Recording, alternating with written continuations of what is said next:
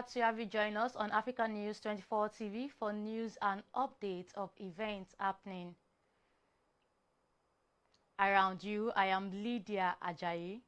We begin with the courts, where the Court of Appeal in Abuja has struck out the appeal filed by the leader of the indigenous people of Biafra, Nnamdi Kanu, ruling that it lacked merit and had become academic following his conviction by a federal high court on November 20th. Delivering judgment this morning, a three-member panel of the appellate court held that Kanu's claims alleging violations of his fundamental rights, including human dignity, access to quality health care, and freedom of religion, could no longer stand in light of his conviction, life imprisonment sentence, and subsequent remand in prison custody. In the lead judgment, Justice Moses Ugo noted that since Kanu's lawyer, Maxwell Opara, confirmed at the start of proceedings that his client was being held at Sokoto prison, the court could not grant his request to be transferred from the Department of State Services facility to Kuje prison. And to the chambers, where lawmakers are making a major legislative move to introduce death penalty for kidnapping as part of efforts to contain the rising cases of abduction in the country. Lawmakers have begun legislating on the bill following the first reading of an amendment seeking to classify all forms of abduction as terrorism.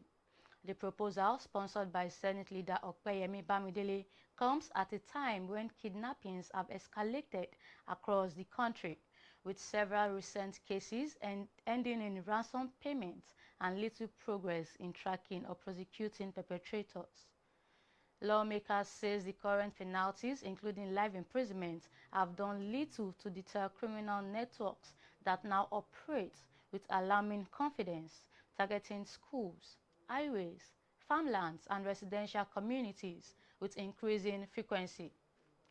The bill aims to tighten Nigeria's anti-terrorism framework by removing judicial discretion and mandating capital punishment for offenders, a move supporters believe will send a strong message to kidnap syndicates that the era of leniency is over. From the legislative chambers to the presidency, where the President Bola Tinubu has approved the constitution of Nigeria's delegation to the United States-Nigeria Joint Working Group.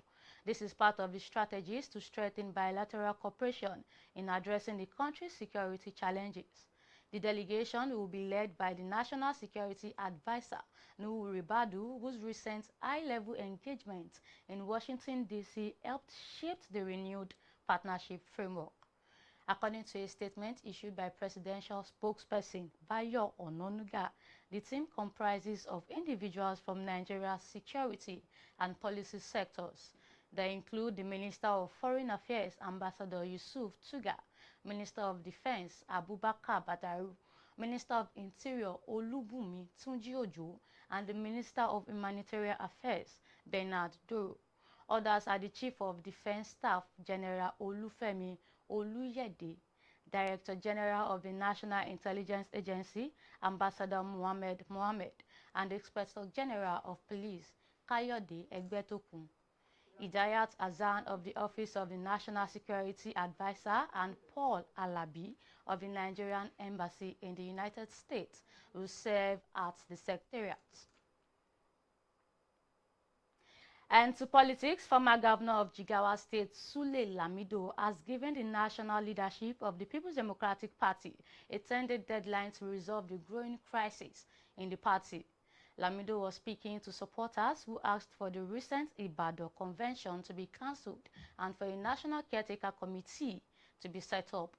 He accused new forces in the PDP of sidelining long-time members like himself, saying this has contributed to the current crisis. Lamido stressed that his court actions are not about seeking power, but about protecting his rights and the party's legacy. He insisted that Umar Damagum and Senator Samuel Anyanwu remain the party's legitimate leaders until December 2025. Lamido called on PDP leaders, including Nyesom Wike, to forgive one another and support a united caretaker committee. Meanwhile, former Attorney General of the Federation and Minister of Justice Abubakar Malami has confirmed receiving an invitation from the Economic and Financial Crimes Commission. The former minister has given assurances of his willingness to appear before the anti-graft agency.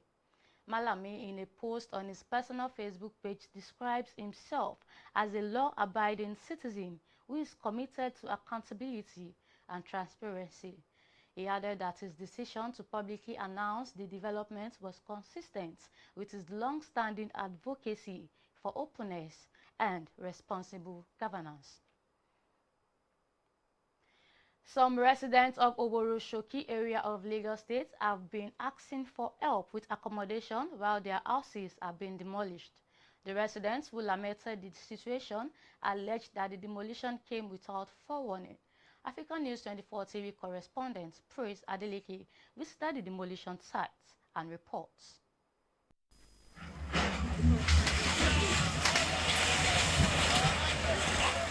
Residents of Precious Seed community in OWORONSHOKI, Lagos are in sober mode as their buildings are being demolished. Many say they received no notice from the government before bulldozers moved in. When our crew visited the area on Thursday, properties and belongings of residents were scattered all along the street as families hurried to rescue what they could.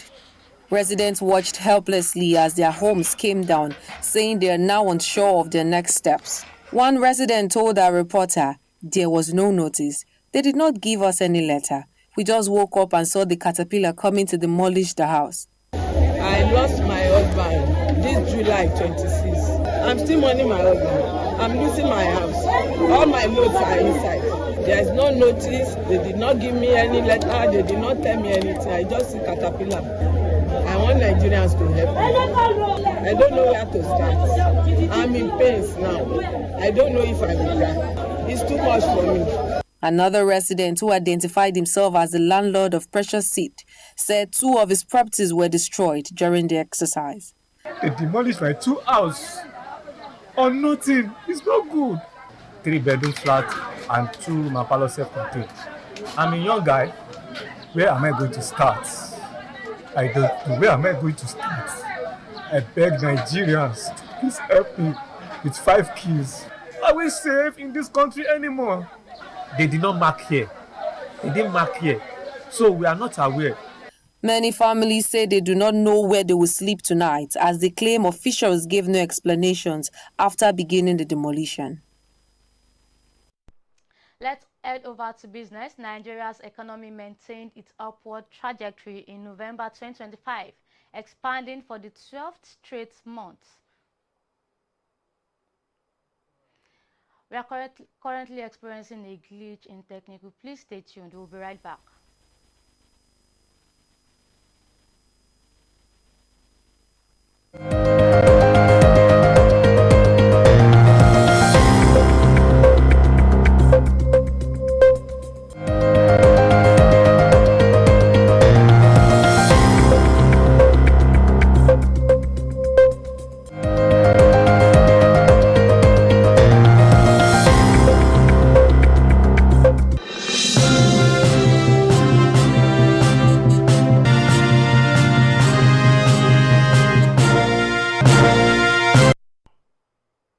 Let's head over to business. Nigeria's economy maintained its upward trajectory in November 2025, expanding for the 12th straight month, according to the latest Purchasing Managers Index released by the Central Bank of Nigeria.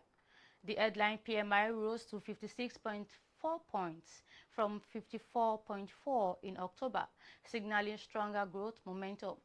The CBN reported that 29 of the 36 subsectors surveyed recorded expansion, with the water supply, sewage, and waste management subsector leading in the gains. Paper products posted the steepest decline among the 7 subsectors that contracted, though the overall impact remained minimal against broad-based growth. And the National Hospital Abuja says it has received a $300,000 boost from the NNPC Renaissance joint venture to maintain its linear accelerator radiotherapy machine. According to the donor, the funding is intended to block treatment gaps and sustain one of the country's most advanced cancer treatment systems.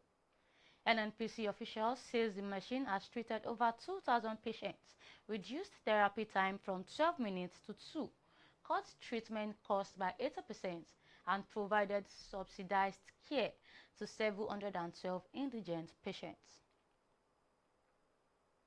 And outside our shores, the death toll in Kong's fire incident has risen to 128 people, while over 200 people are still unaccounted for.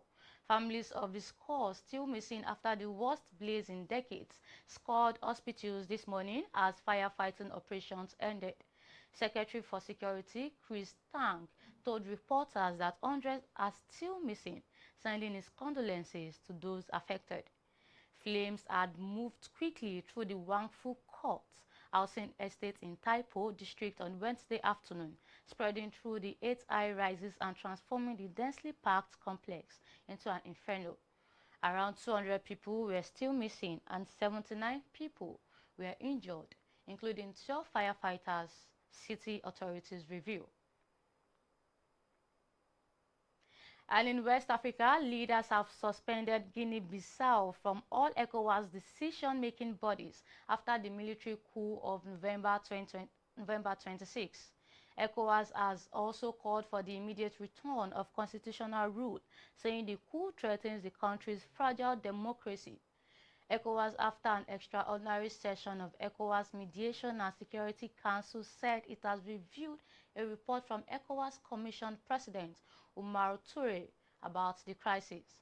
Leaders expressed concern over disruptions to the electoral process and praised citizens for their resilience and commitment to democracy during the polls.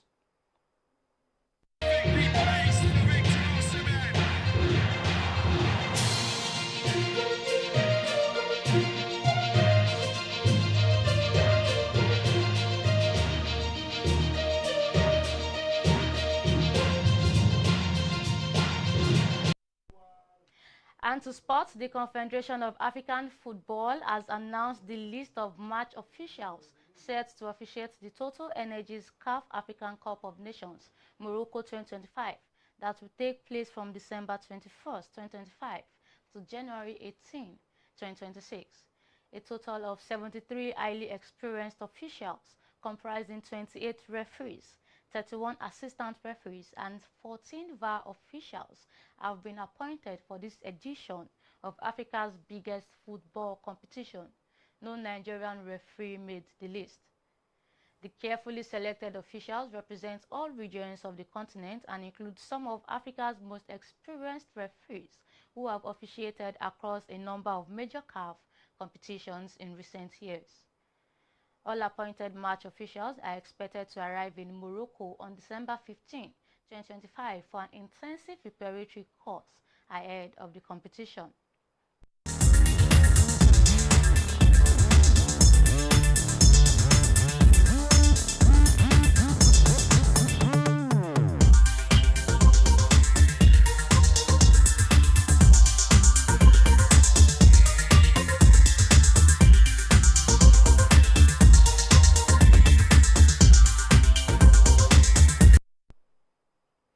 In entertainment scene, Fuji legend K1 The Ultimate has shared an emotional moment on stage after reuniting with his son and Nollywood actress BISOLA BADMUS during a recent performance that drew a massive crowd.